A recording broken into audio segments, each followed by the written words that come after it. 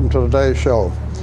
As you're certainly painfully aware, we're in the middle of the election season, and we always try to interview the candidates for you, especially down at the more local levels. We don't get into the national arena too much. So we're now going to deal with the candidates for the 47th House seat, 47th District House seat in Nashville. And Representative Judd Matheny is the incumbent and is running again. And he's being challenged by the young man we have today, Scott Price, from the Democratic side. And we always try to schedule them together so that we can get some back and forth, but these two guys had opposing schedules that we just couldn't reconcile, and so I'm having to interview them individually. And today we have Scott. Welcome, Scott. Thanks for coming, and tell us a little bit about Scott. All right. Thank you very much for having me here today. My name is Scott Price, and I am 41 years old. So when you called me a young man, I really appreciate that. But I am 41, and I've lived here in Tullahoma. This is my 17th year, and I am a teacher at Central High School in Manchester. I do live here across from Bel Air Elementary, but I've always worked in Coffee County.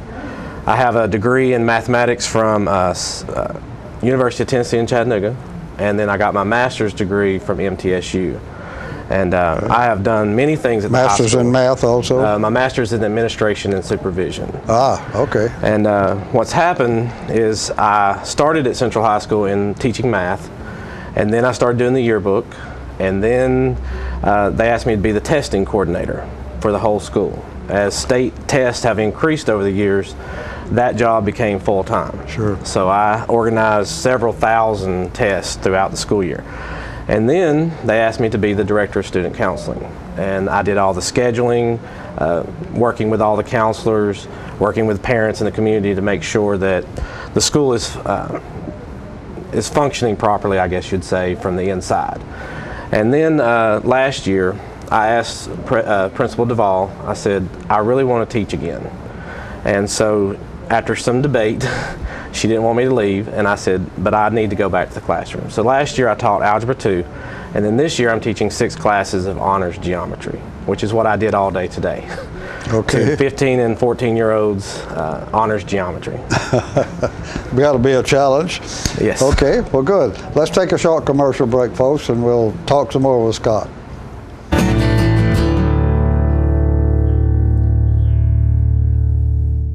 The highest standard of trust offers a sense of safety and comfort. It's established over time. You know when you see it.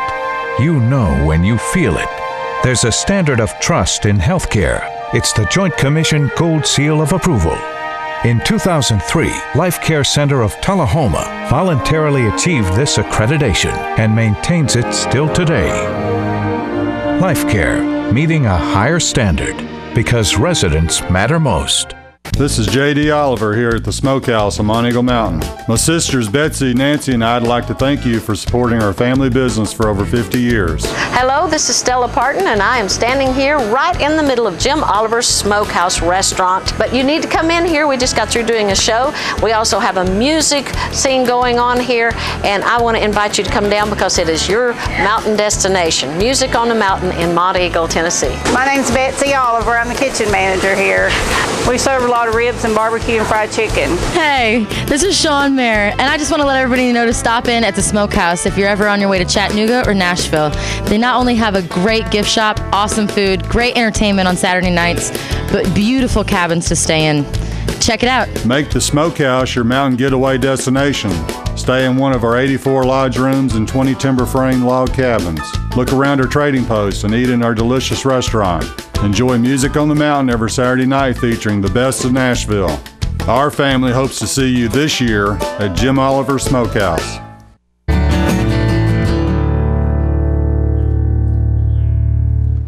We're back, folks, and we're talking today with Scott Price, who is a young man running against Judd Matheny for the 47th District House seat in Nashville. And we want to find out, first of all, how come you're doing this? Well, that's a really good question, Tom. A couple of years ago, I noticed that from my standpoint as a teacher, that our representative wasn't representing me. That's the way I felt. During that time frame was a lot of changes in education. And what happened was, as teachers were communicating with Mr. Matheny, we weren't getting any reply back. He only met with us one time during that whole session. So I felt then that as a local citizen, I wasn't being represented. And so after that year, this past legislative session, I thought, well, I'll just find out who's running against him and see if that person's good enough, and I'll support them maybe. And maybe we can get local representation back. And so when I called, they said no one has picked up an application. And I've always been interested in politics, not necessarily running, but just from in general, being a teacher, you have to be somewhat aware of politics. So I called back and they said no one has run. 5 days out, no one has picked up anything. So I said, okay, I'm going to do it. I'm going to run and try to advocate for my students, for the parents, for the community, and try to be that person that will listen and will take the views from here to Nashville and not the views of Nashville and bring back. And so that's really where it all started, and it's been a great experience so far, and I'm hoping to have a successful end. That's the reason it ought to be you instead of Judd. Well, when you say he doesn't represent you, it sounds like you were primarily concerned over the area that he wouldn't deal with you and the others. Is there a teachers union of some sort in Manchester? All the local association. I mean, we have a local association in every association. Yeah, there is one. So, and you were working through them, trying to. I was working just as myself, just as a teacher. First of all, I mean, I was president of the local of Coffee County Schools at that time, of our association in Coffee County, but I was working just as an individual teacher, trying to have my voice heard on the state level. Because if you're going to change education, to me, when I close my classroom door, if I had a door, we have open classrooms. When that teacher steps into that classroom in front of those kids, that's where education reform happens, not from the state down. So if you're going to change education on the state level, you need to ask the teachers in the classroom what they feel like would be the change needed. And we were completely ignored. And so what were the biggest changes needed? The biggest changes needed, well, funding, of course, and support, and understanding just that not listening part, not listening to us, sent a message that we should just stay in the classroom. Just do what we say and stay in there, because we know better than you. And in fact, during this campaign, I had a lady tell me, well, you seem like a really good teacher, why don't you just stay in the classroom and quit running for this office? And I thought, so that means that teachers don't have a voice, we just should basically shut up and just teach our kids. Stay in the classroom. You know, and so that was a little insulting, that I have no opinion as a citizen, that I should just stay in my classroom. And I am a good teacher, and I do care about my kids. And I think reestablishing some of the prestige of being a teacher, having someone that goes up there and says, when you push that button and vote, I see it in my classroom. So I know what will happen when they do what they do. When they passed the evaluation system and said that a 3 is rock solid, but a 5 is exceptional. Well, what do you think a teacher is going to try to achieve? The 5. But if you make a 3, you're just mediocre. And so when they did that, it was kind of insulting again. And we tried to tell them that's not rock solid. That's like me telling my kids, if you make a 70, you're doing fine. I want my kids to make 85 to 100. I want them to be above the fray, you know, to do their best and to move and to do better. And so, like I said, we need to establish some prestige back into education. Somebody needs to stand up there and say, no, this is what it looks like. I mean, if you don't have classroom experience, you don't know what that vote's going to look like. You have big heartburn with the evaluation system that was set up? Yes, it is horrible. No professional gets observed as much as what we are being told to do. Now, they have made some changes, which We have been... Big complaint was the amount of time it was taking. From what I yeah. understand, the complaints about the evaluation system were as much as the income tax was 10 years ago. That kind of outcry from professionals who've been in the system for 30 years, who are very competent, care about their kids, and are performing well, are being observed 4 times a year. But is it right? Okay. But how do you conduct at some level some accountability? You know, some Right. rating of the teachers. Well, first of all, I'm the most accountable. I mean, I hold myself to a higher level than probably any evaluation system could on a personal level. There are ways. There are peer evaluations, parent evaluations, student evaluation. Just looking at 4 days, coming in my classroom, and this is with any profession. You can put on basically a show, do what you have to do for the day, and then go back to doing what you want. But we know who the, quote, bad teachers are. Everybody knows who they are. The administrator needs the power to evaluate those people and get those removed if necessary. But I also said this about teaching. It's really funny that teaching is the only profession where you have to be perfect. You know, a doctor can be a bad doctor. I've been to 1 or 2 in my life. You can go to a bad lawyer, you can go to a bad accountant, but for some reason teaching has to be perfect, you know, all the time. Whenever we're talking about individuals, students are people. They are not machines. They're not all the same. They're not all coming from the same background. So holding me accountable for an unrealistic standard is unrealistic in So itself. it sounds like you're not in favor of using test results. Oh no, no. Well, here's what happened. Not even some? Well, here, 16,000 teachers teach a tested subject in Tennessee. There's 65,000 teachers. Only 16,000 have a test in their subject. So the other teachers are all being evaluated on those 16,000. I was one of those 16,000 last year. And my test scores boosted the school's test scores overall. So we were a level 5 at Central High School. So a level 1 teacher, say you were observed and you got a 1 on all your observations. The school's a 5, so now you are a 3. So did that show that that one level teacher, it now shows he's an average person? So it's flawed altogether. Yeah. And we were standing there saying, you know, no, this is not going to work. This is what it looks like. And we told them that there were only 16,000 teachers in the state with a tested subject. So that alone was not enough for all those others to be evaluated by. And so that's my issue with it. And it's kind of complicated, and it's an internal thing. If you're an educator, you understand. And the evaluation process, it has 60-something indicators that you have to do in 45 minutes.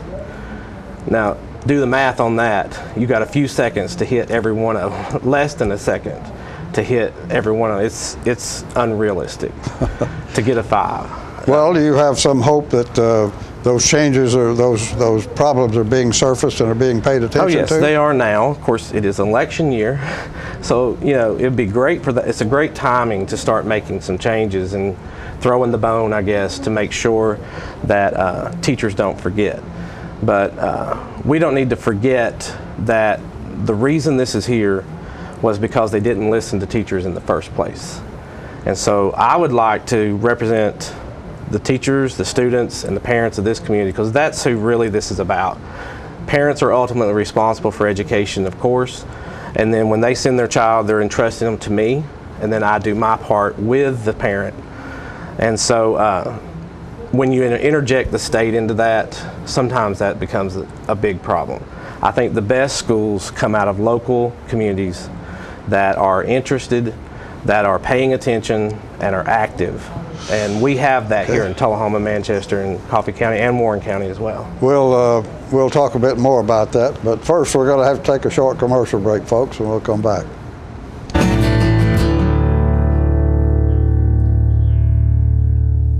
Hi, Grandma. It's Jake. I'm calling to tell you I love you more than anything in the whole wide world, even ice cream. I love you more than spaghetti and meatballs. I love you more than snakes and monkeys and sharks and whales and praying mantises. Bye, Grandma. Love you. Let it all in with Charter Phone, including unlimited local and long-distance calls.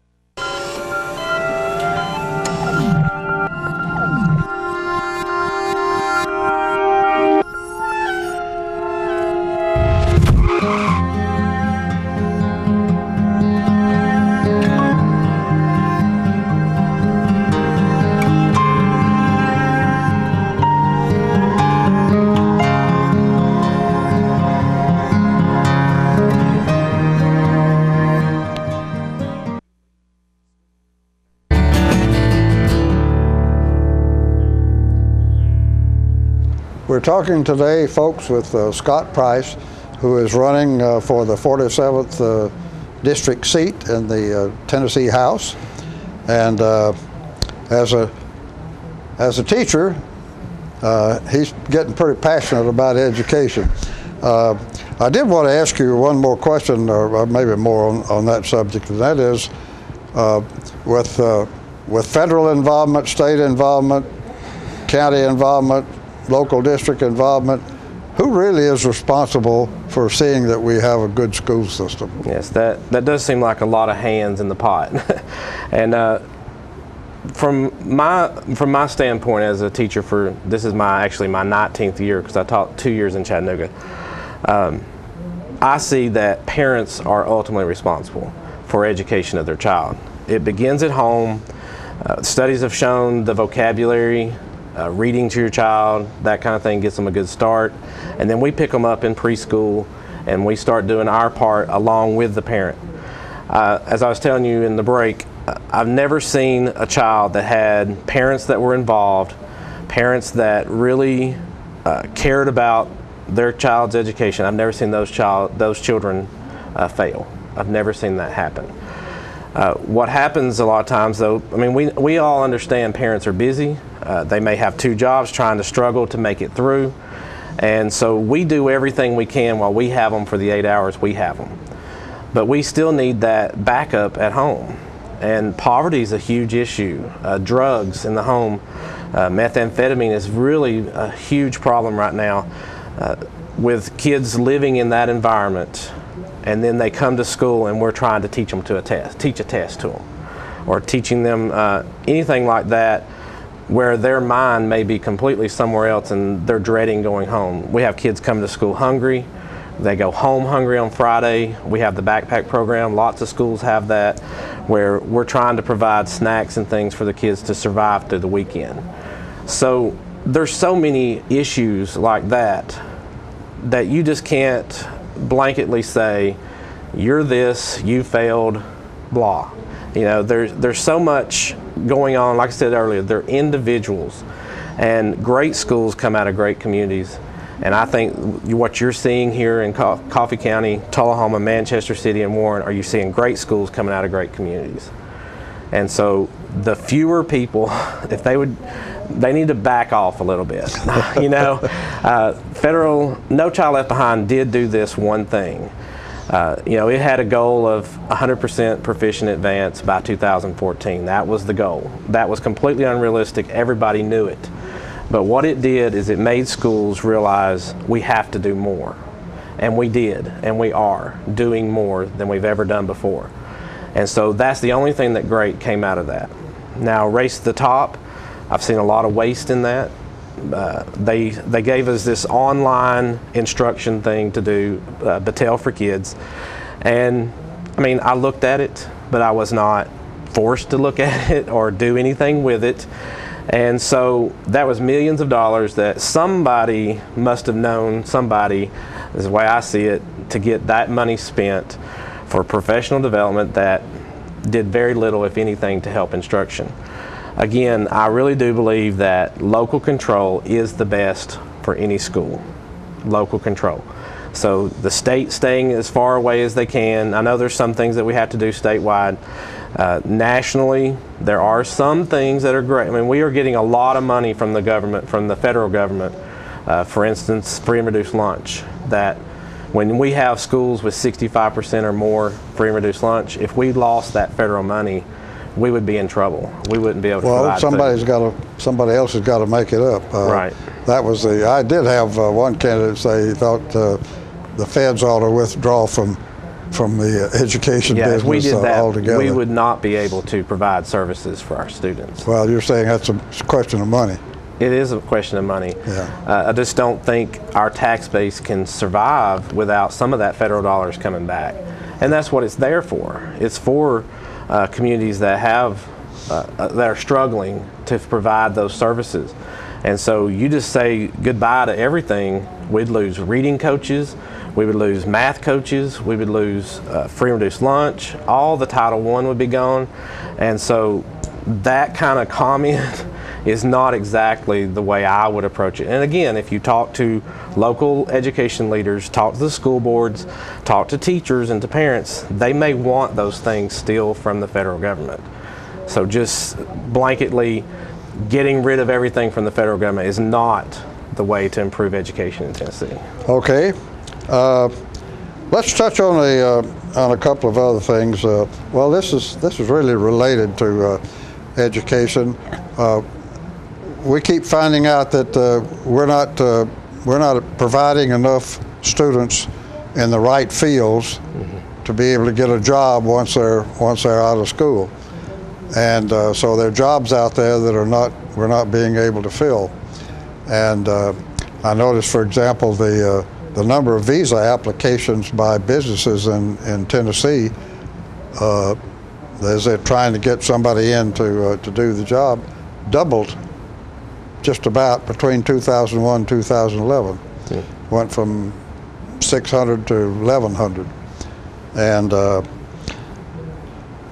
so that was my question. If I look around, who do I find out that is forecasting what the job needs? And then we have a mechanism for making the school systems adjust to try to provide those. Definitely. I don't see why we haven't been doing that over the past 10 years. If we need more engineers, then that should be our focus. And then if that shifts, then we need to move to another thing. One of the things that was my question. Yeah, who's in charge of that? Yeah, who's in charge of that? I definitely think that local leaders, of course, on the local level, they should know what companies what they're wanting from here. On the state level, of course, our state leaders should know what are these jobs that are being left empty that they're trying to hire from out of state or from overseas. Yeah, where are they coming from? And I asked this. I've always wondered this: if Shelbyville has a tech center, McMinnville has a tech center, why is there not a Coffee County technology training center?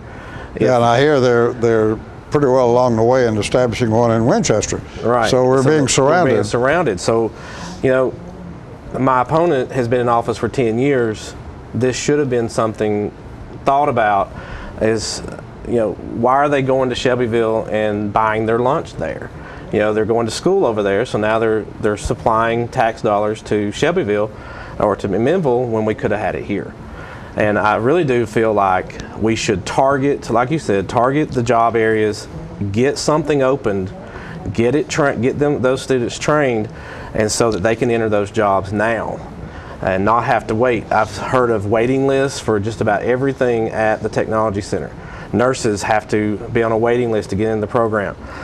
Why? Why are we not doing something? Put the money there now, get those people into jobs, and then they'll return that into the tax base. Well, good luck if you're able to solve that. Let's just touch on a couple of quickies, and you won't have time to do much more than comment. Okay. Voter ID. Voter ID, I'm fine with that as long as no one is losing the right to vote because of it. If anyone is being disenfranchised, we need as a state to do everything we can to make sure that never happens, whatever it takes.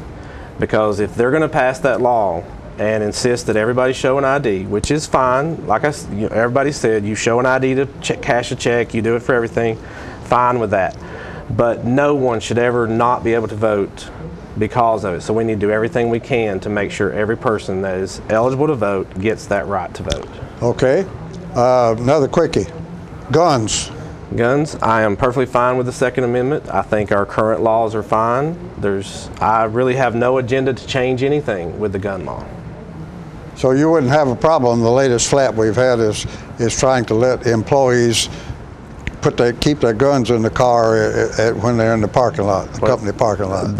Apparently that's an issue with property rights as well as gun rights. Because from my understanding of the whole argument that happened this past session with my opponent on one side and some of the Republican leadership on the other, was property rights. If I don't want that gun on my property, do your gun rights supersede my property rights? And that's a big issue. Now, I will say this too. My opponent did say that teachers should be able to carry guns in schools, and he said that a month ago, and that really worried me. That has brought up a lot of nervousness, I guess you would say. I think our schools are safe. I know they are. I never feel threatened at school, and I don't think that guns should be in schools. Okay. Guess what, folks? We've run out of time. We're going to have to take a short commercial break and wrap up.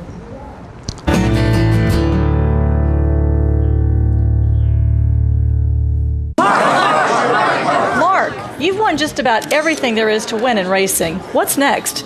I'd like more people to know about ER Extra. The emergency room at Harton Regional Medical Center? I just want them to get the best care they can get. That just gets me right here, Mark. Maybe you'd like to pay them a visit. ER Extra at Harton Regional Medical Center. ER Extra. Extra fast, extra easy, extra great. Get your news first, fast, and free with your news leader on 6 every Tuesday, Thursday, and Saturday nights at 6, 8, and 10 p.m. Local weather, sports, community calendar events, and a comprehensive look at the latest news stories and news makers as only a video news broadcast can do. Get it first, fast, and free with News Leader on Channel 6, your local information network.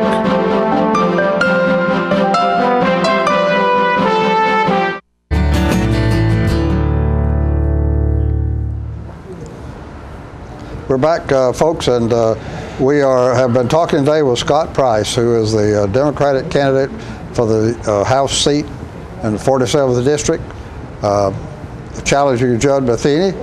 Scott, you got about 30 seconds to say something to the folks. I definitely want to say that I will be an advocate for local issues. If the voters of this district will vote me in as their next representative, I will carry their thoughts, their beliefs to Nashville, and will not be trying to bring a state issue back down here. So I will definitely be an advocate. Education is 50% of the state budget, so 50% of everything I talk about should be something to do with education. That's the way I feel about it. 65% of the local is education, so again, that's a big issue for me, but that's not my only concern. My concern is to advocate for the people of this district. Okay. With that, folks, we're going to have to say goodbye. Thank you very much for joining us, and just get out there and vote. The election's coming up in November. It's right on top of us. So thanks again, and we'll see you next time.